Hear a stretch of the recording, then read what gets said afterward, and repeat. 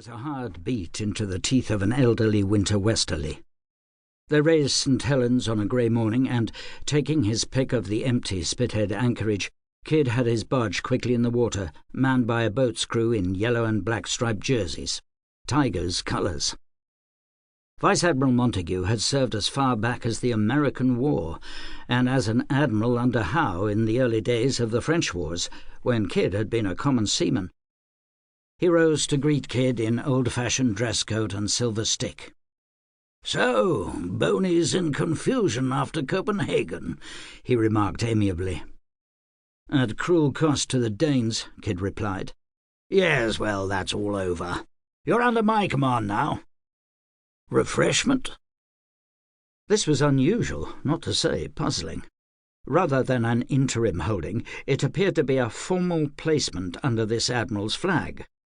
A port admiral had few men-of-war of his own, and they only for immediate defence of the port, and while these included a pair of frigates, why the famed Tiger? "Thank you, sir. In the article of activity against the enemy, what might we expect here, as it were?" "Sir Thomas, your zeal is a caution to us all. I see that you've not yet smoked while you're here." "No, sir." "Then let me be open with you. Unless the Downes Squadron finds itself in a moil, there are no actions anticipated in these waters."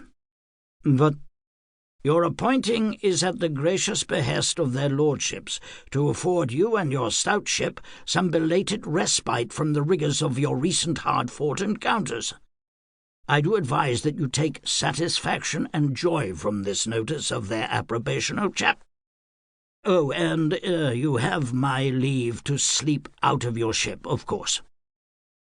Kidd saw through it. The Tory government was no doubt under pressure following the contentious Copenhagen expedition, and found it convenient to flourish a public hero.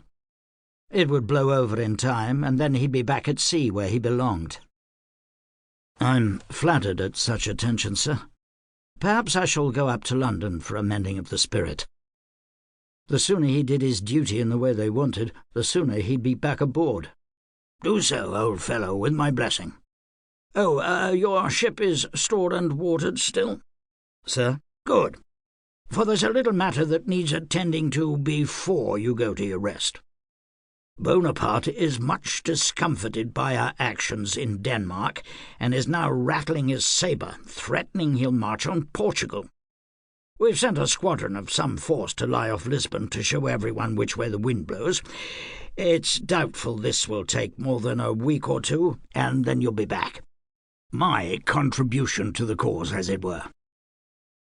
This implied a special squadron, one created for a particular service and under direct Admiralty control, rather than a station detachment, and therefore, its object completed, his early return was assured. "Sail at once, sir?" "If you would. Just to put in an appearance is all." To keep listening to this audiobook, I've left you a link in the description so you can do it, at no cost thanks to Audible's 30-day free trial.